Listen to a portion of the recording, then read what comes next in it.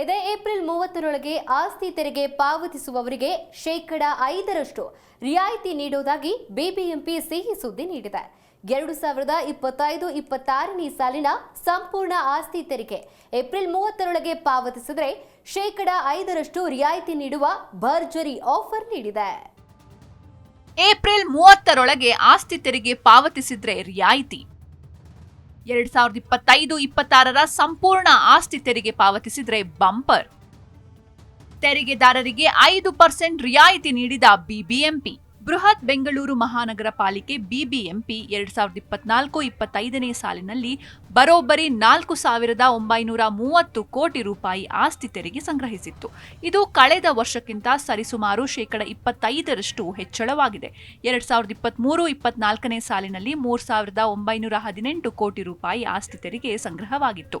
ಇದೀಗ ಮುಂದಿನ ವರ್ಷದ ಅಂದರೆ 2025-26ನೇ ಸಾಲಿನ ಸಂಪೂರ್ಣ ಆಸ್ತಿ ತೆರಿಗೆ ಪಾವತಿಸಲು ಬಿಬಿಎಂಪಿ ಅವಕಾಶ ನೀಡಿದ್ದು ಭರ್ಜರಿ ಆಫರ್ ಕೂಡ ನೀಡಿದೆ. ಈ ಬಗ್ಗೆ ಎಕ್ಸ್ನಲ್ಲಿ ಮಾಹಿತಿ ಹಂಚಿಕೊಂಡಿರುವ ಬಿಬಿಎಂಪಿ 2025-26ನೇ ಸಾಲಿನ ಸಂಪೂರ್ಣ ಆಸ್ತಿ ತೆರಿಗೆಯನ್ನು ಏಪ್ರಿಲ್ 30ರೊಳಗೆ ಪಾವತಿಸಿ ಶೇಕಡ 5ರಷ್ಟು ರಿಯಾಯಿತಿ ಪಡೆಯಿರಿ ಎಂದು ತಿಳಿಸಿದೆ. ಆ ಮೂಲಕ ಆಸ್ತಿ ತೆರಿಗೆದಾರರಿಗೆ ಬಿಬಿಎಂಪಿ ಗುಡ್ ನ್ಯೂಸ್ ನೀಡಿದೆ. ಬಿಬಿಎಂಪಿ 2025-26ನೇ ಆರ್ಥಿಕ ವರ್ಷದಲ್ಲಿ ಆಸ್ತಿ ತೆರಿಗೆ ಸಂಗ್ರಹದಲ್ಲಿ 6,000 ಕೋಟಿ ರೂಪಾಯಿ ದಾಟುವ ಗುರಿ ಹೊಂದಿದೆ. 2024-25ನೇ ಸಾಲಿನ ಆರ್ಥಿಕ ವರ್ಷದಲ್ಲಿ ಬೃಹತ್ ಬೆಂಗಳೂರು ಮಹಾನಗರ ಪಾಲಿಕೆ ವ್ಯಾಪ್ತಿಯಲ್ಲಿ ಬರೋಬ್ಬರಿ 4,930 ಕೋಟಿ ಆಸ್ತಿ ತೆರಿಗೆ ಸಂಗ್ರಹಿಸಲಾಗಿತ್ತು.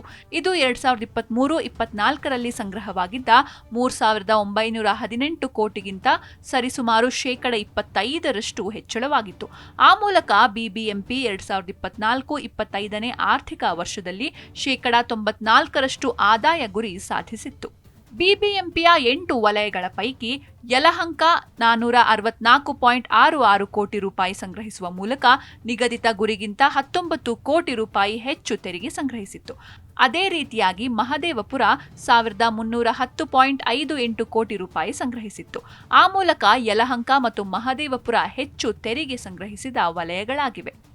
Desk bureau, G Kannada news.